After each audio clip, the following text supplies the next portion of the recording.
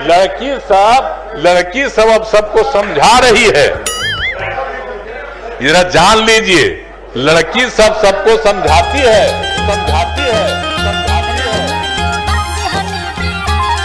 समझाती है, समझाती है, समझाती है।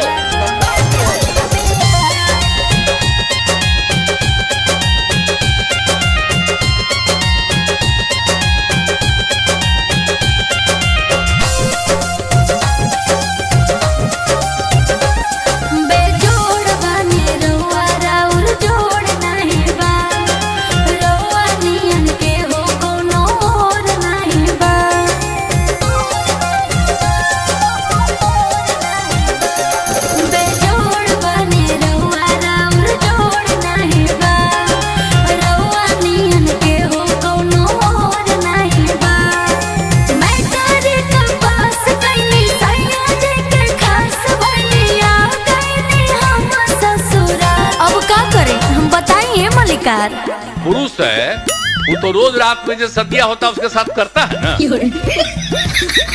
तो उसी में और पैदा हो जाता है। और लड़की पढ़ लेती है तो हमको मालूम था कि वो करेगा ठीक है, लेकिन अंतिम में भीतर मत घुसाओ, उसको बाहर कर दो।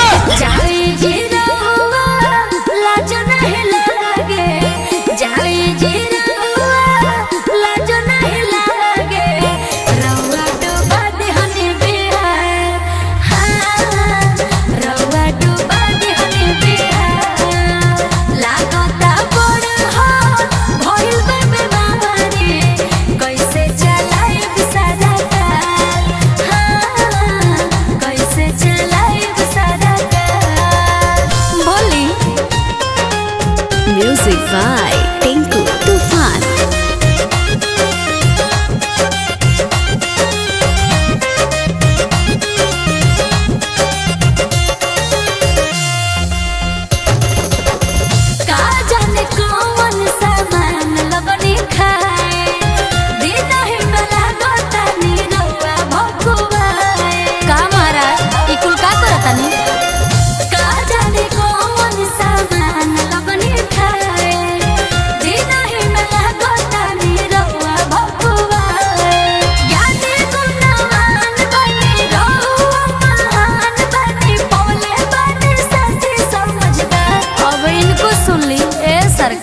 तो सेक्स एजुकेशन के बारे में, और जब भी सेक्स एजुकेशन की बात की जाती है तो इसकी लोग जो है शर्माते हैं, हिचकते हैं, तो उससे लोगों को बचना चाहिए। तो स्कूलों में पढ़ाई होती है, साइंस बायोलॉजी ये तो स्कूलों में पढ़ाई होती है, बच्चे पढ़ते हैं।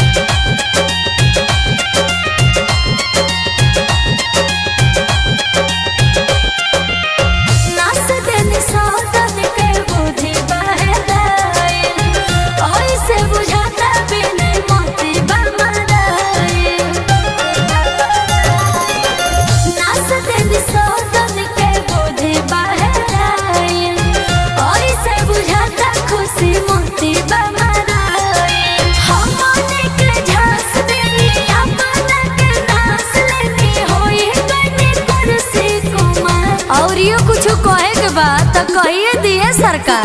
लड़कवा तो रोज लड़किया के साथ रतवा में सुतवे न करता है, रतवा में सुतता है तो उसी में देता है पनिया भी, इसमें भी। और उसी समय लड़की जो है कहती है कि ठीक है रात में करो, लेकिन अपना जो तुमको निकलने लगे तो बहरवा निकाल के बाहर फेंक।